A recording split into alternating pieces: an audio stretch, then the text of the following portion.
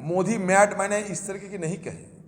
मैंने ये कहा कि ये जो नोटबंदी 2016 साल में अचानक बिना पूछे, बिना समझे, बिना चर्चा के दौरान अचानक ये नोटबंदी की फरमान जारी कर दिए थे। और इसका नतीजा क्या निकले? इसके नतीजे ये निकले कि सारा हिंदुस्तान की आर्थिक हालत चरमरासी हो गई थी। ये आर्थिक जो बदहाल, वो बदहाल को झेलते हुए हिंदुस्तान की आम लोग परेशान हो गए थे। करोड़ों लोगों को नौकरी खत्म हो गई थी।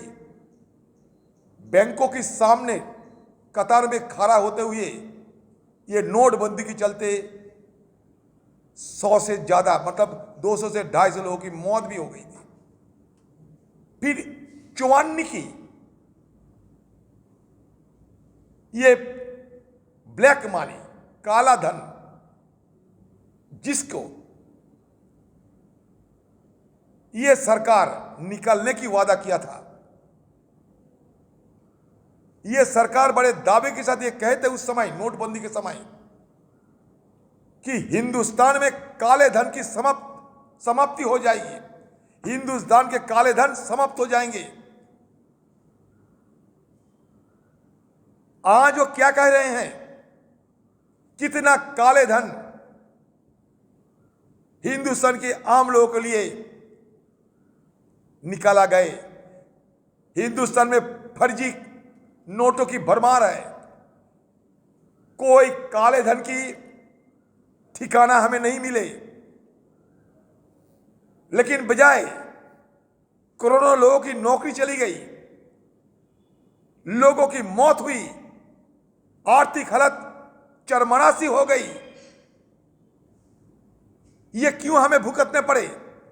उस समय 2000 रुपया की नोट आपने निकाले, उस समय भी हम लोग विरोध किया था, क्योंकि छुपाना है तो 500, 1000 से 2000 रुपया नोट ज्यादा लाभदायी होगी, ज्यादा कारगर होगी। अगर नोट छुपाना है, नोट को काले धन में तब्दील करना है, तो 2000 रुपया की नोट सबसे ज्यादा फायदेमंद होंगे। और ये हमारे बात तो साबित हुई है। तो फिर अचानक 6, 6.5 साल बाद फिर दोबारा आए, छोटे नोटबंदी लगा दिया। मेरा सवाल यह है कि इस तरीके की सनकपन क्यों किए जा रहे हैं? वजह क्या है? ये 16 साल की नोटबंदी, अब 2000 रुपया की नोटबंदी क्यों किया जा रहा है? इसके पीछे कारण क्या है? ये जानने के अधिकार है हमें। कितने 2000 रुपया की नोट बाजार में पड़े हुए हैं? अगर काले धन के रूप में पड़े हुए हैं, तो आप तो ये को सफेद करने की रास्ता खोल दिए हैं। काले धन को सफेद कराने के लिए तो सरकार नहीं बैठे हैं।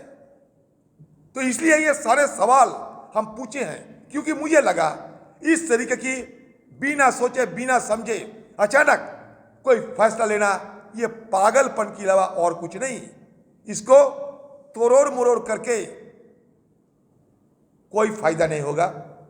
जो बात मैंने कही है वो बस सीधे तौर पे कही है, कह चुके मैंने कि 2016 साल, आज 2023 साल, क्यों ये नोटों को लेकर इस तरीके की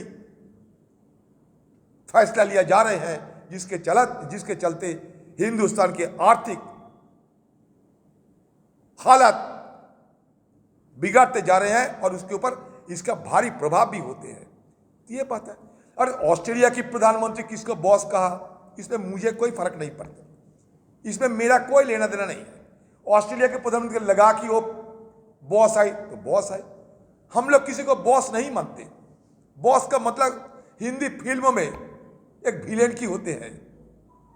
हम जिस चीजों पे हम लोग आदी हैं, कोई दफ्तर में उच्च स्तरीय ऑफिसर को बॉस कहे जाते हैं। मोदी जी हमारे प्रधानमंत्री हैं, बॉस तो नहीं है, क्योंकि वो चुने हुए एक नुमाइंदे हैं। तो हमारे देश की परंपरा ये है, चुने हुए नुमाइंदे आम लोगों से भीख मांग के चुनाव जीतते हैं। इसलिए चुने हुए नुमाइंदे एक किसी भिखारी बनते हैं। अगर किसी को कहे जाते कि बॉस बन गया, तो इसके पीछे वजह क्या है? उनको तो कहना चाहिए था कि मैं बॉस नहीं, मैं आम लोगों की नुमाइंदे हैं, आम लोगों की आशीर्वाद लेते हुए, दुआ लेते हुए मैं प्रधानमंत्री बने। इसको प्रधानमंत्री नरेंद्र मोदी जी को यह बयान देना चाहिए था, लेकिन उनको अच्छा लगे कि किसी ने तो बॉस तो कह रहे हैं, और गोरे चमड़े की लोग अगर बॉस कह दे तो और उनकी छाती भर जाएगी, 56 इंच से 76 इंच बन सकते हैं, क्योंकि गोरे लोग, ऑस्ट्रेलिया के प्रधानमंत्री उनको बॉस बोल दिया। लेकिन वो बॉस को कहे या ना कहे, हमें कोई नहीं फर्क पड़ता।